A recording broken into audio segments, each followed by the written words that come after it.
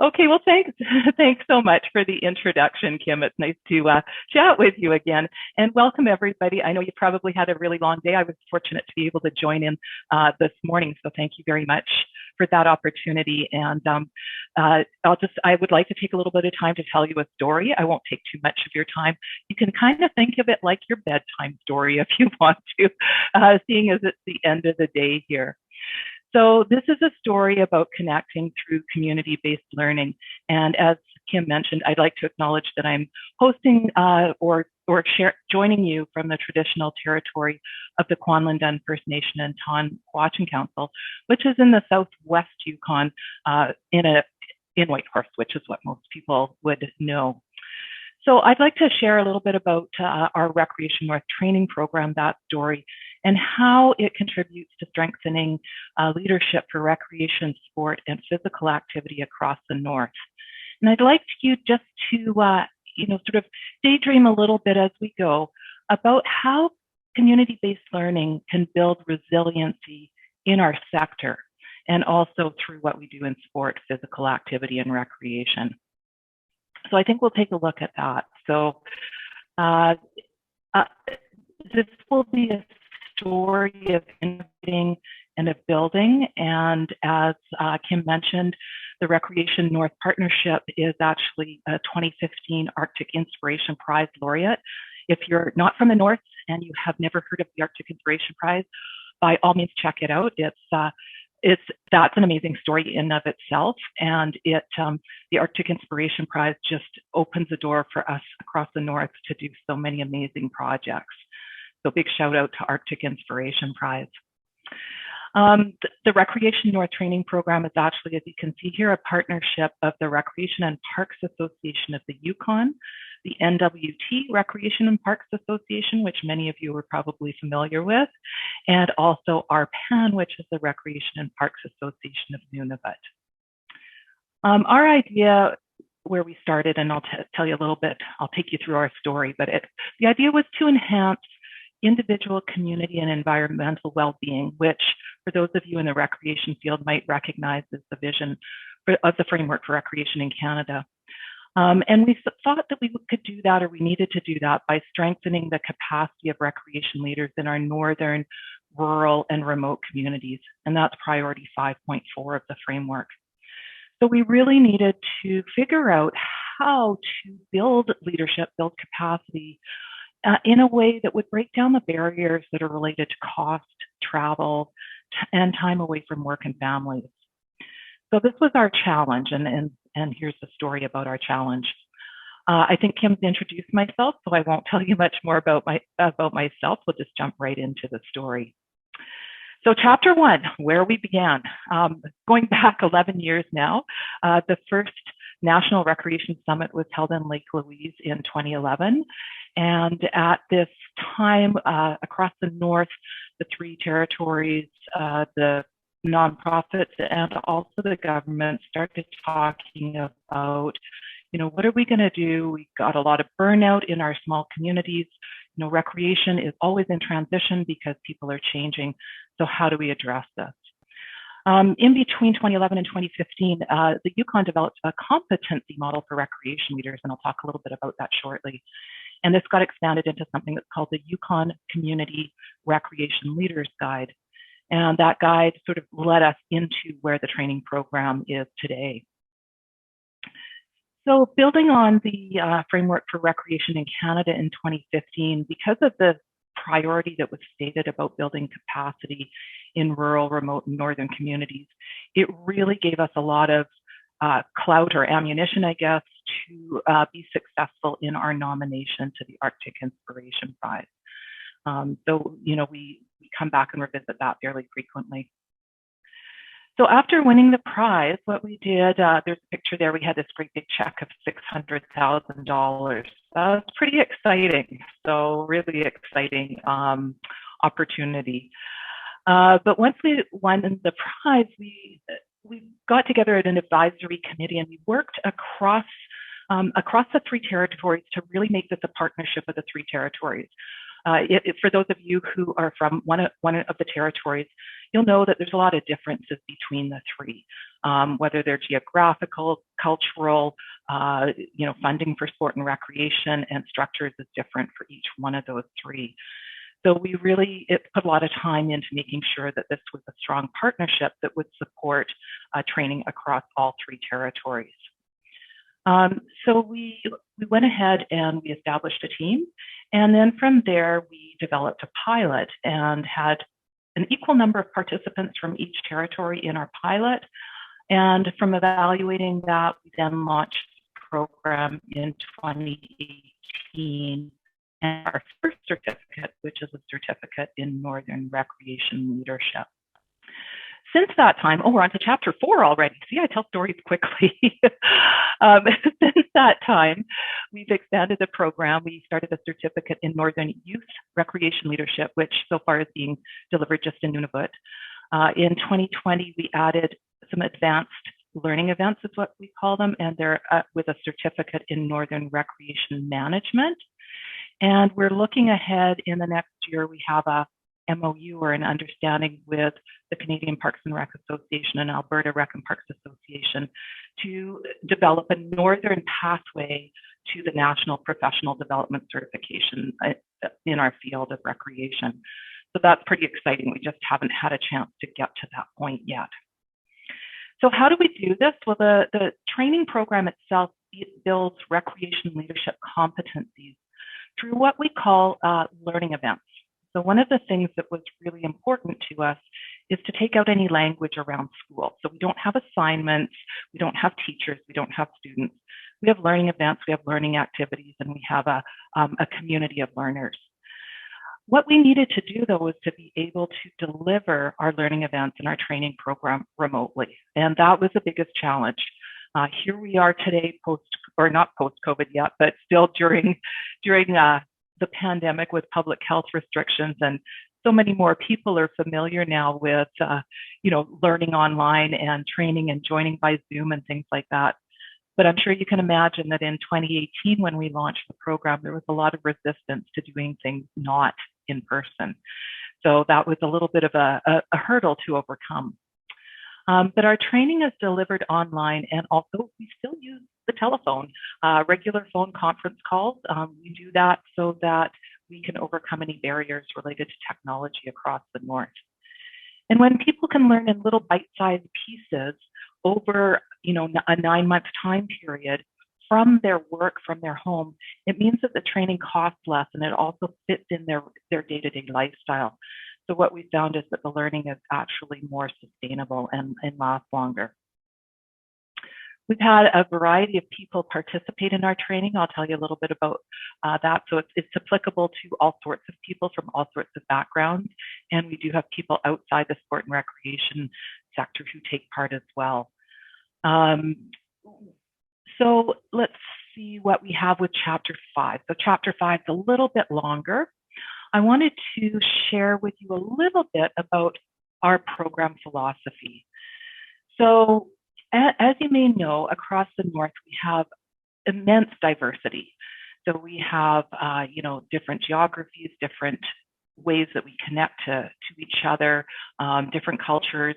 In NWT alone, there's, I believe it's 11 official languages. So we had to make sure that our program was based on diverse learners. So it addressed the diversity that we encounter across the North. We also felt it was really important to base it on the competencies for recreation so that people were building the skills and the knowledge that would support them no matter what community they went to or wherever they worked. And then again, the remote delivery part. So just dig in a little bit more with the diversity of learners. So some of the things that came to mind when I thought I wanted to explain diversity of learners were things like context. So culture and the differences between communities. We've had 64 different communities represented in our training. So you can imagine that's from Yellowknife and Whitehorse, which are large communities, all the way to Enterprise, which I think last I heard had around 100 people in its population. We've had, community participation from Burwash Landing in the west, all the way over to Pond Inlet in the east. And there's so many different cultures across that entire, across all those communities. We also felt that that what we needed to do was we needed to make sure that there was some guidance to our program, so that the training was more of a guide, so it needed to be flexible. We wanted to guide rather than direct learning. And what I mean by this is that we have a series of learning events, and they're just like these little bite-sized pieces that you can put together, but they link overall to the larger competencies for recreation. This provides sort of some guidance to the learning, but in the way in which people participate in the learning and complete the learning activities is really flexible, and it's driven by their own time and interest and abilities. So that lets us address the diversity. You know, we've had people who have university degrees and people who are 16 years old and still in high school and participating in the same training. We also see learning as a collective effort. So this is the sharing part. Each person brings to the learning community their own unique strengths and experiences. The conference calls are a really great way that we have this virtual sharing circle. And we've heard that this part of the training is actually one of the best parts about our training, because people feel connected to each other. And you can imagine if you complete 12 learning events, which is 24 conference calls, by the time you finish those, you feel really connected and you understand what's going on in other parts of the North, and you hear stories that might help you in your own journey. I think the last piece about our training program was that for it to be truly meaningful and relevant, we recognize that learning has to be applied.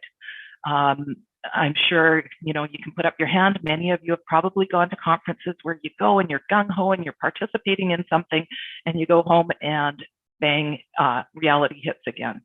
The application of learning that we do means that each person completes some activities in each learning event in a way that's pertinent or relevant for their own volunteer or work setting and for their own interest or style. So we invite people to share how they're applying learning in ways other than just in writing. So they can use photos or stories or things like that. Once they've sort of completed those activities, they're considered to have completed that learning event, and then the series of learning events add up to a certificate.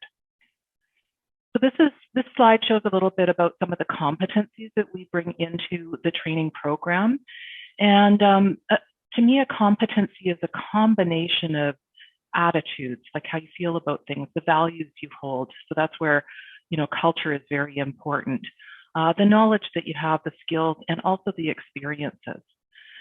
So this model was developed in the Yukon, but with research across the 3 territories. And it also links to the competencies for recreation for our field across the country. So we try and build and connect people not only to their local community and their own cultural context, but through these competencies for recreation, we're able to introduce our learners and our participants to some of the territorial and national priorities for sport, physical activity, and recreation. So the neat part about this is participants connect with each other. They also see how they're connected through their role in their communities, but then they come to see how the work that they're doing or the volunteering that they're doing in sport and recreation connects to the bigger priorities in their territory and also to national priorities that are expressed in documents like the Canadian Sport Policy and the Framework for Recreation in Canada. So remote delivery, truly you can learn in place, whether it's at home, at work, on the road, or in the bush. I think Thorsten, who's with us today, has joined several times en route to an airport, at an airport, or in multiple locations like that. I've also had people join in some of the conference calls from the back of their pickup truck in the bush. So, you know, when you just use a standard telephone and you don't require high technology, high tech, people can learn from where they are. We have a scheduled delivery that keeps us sort of flexible. There's 19 different learning events that are offered between September and May. And as I mentioned, we keep that technology simple with just a computer and a telephone. And we try to make sure that nothing requires too much high-speed internet or bandwidth. So chapter 6, we believe that the training is accessible. What do we do to make sure that it's accessible? Well, as I mentioned, you can start anytime and you can learn anywhere. And this type of remote training that is really meaningful and relevant to people, again, it reduces the cost to individuals or to their organizations. Not only the cost of training is reduced, but also the cost of travel or the loss of income for people who would otherwise go away for post-secondary. Because the learning can be done in small pieces and because it takes place regularly over 9 months, if someone misses a piece or two because of because of something going on in their family or their community, it's not a big deal. They can pick it up and catch up later on or the next year. Regular training builds really strong connections. I know I've mentioned that before, but I think that that's key is, our annual conferences are great to celebrate things, but this sort of regular ongoing is really a way to build resilience and capacity for our sector. And a lot of people find it really stressful to have to leave home. They have childcare, elder care, or big responsibilities at work. So when you can integrate or work training into your home and family and community and work schedule, then it makes it a lot more accessible. Chapter 7, successes. So this is from November, but really since over 4 years or 3.5 years of delivering the program, we've had more than 250 participants across, as I mentioned, about 64 communities. And you can see the different dots here. The red dots are participation in the regular training. The blue dots are the youth that participate. And purple is a pilot that we ran in the provinces. So out of our participants, among those who self-identified, 60% self-identified as Indigenous. So it's not quite reflective of the demographic in say Nunavut, but I think if you look across the 3 territories, it's very reflective. So that's good for us to know that we're on track, and using stories and community-based learning really helps. Here's a little bit of a breakdown from Nunavut, NWT, and Yukon. So NWT obviously has more communities. So 29 have participated as compared to 14 in the Yukon. And in the Yukon, we only have 19 official communities anyways. You can see that how many participants and the different types of certificates and some of the participants that we've had. And you may recognize some of them if you're from the NWT. So Chapter 8, there's definitely benefits of the recreation training program. There's benefits for employers and communities. So when people have regular training to support them, they're more competent and confident, and there's less staff turnover. People have the skills to manage the tasks that are put in front of them. And really, trained leaders means quality recreation and sport. And when we have quality recreation and sport, it reduces things like crime, suicide, chronic disease in our communities. So it makes our communities a better place to live. So those are some of the benefits. And just for the prologue, I just wanted to share with you why I think the Recreation North training program fosters resiliency in sport and recreation, especially because that's the title of the conference.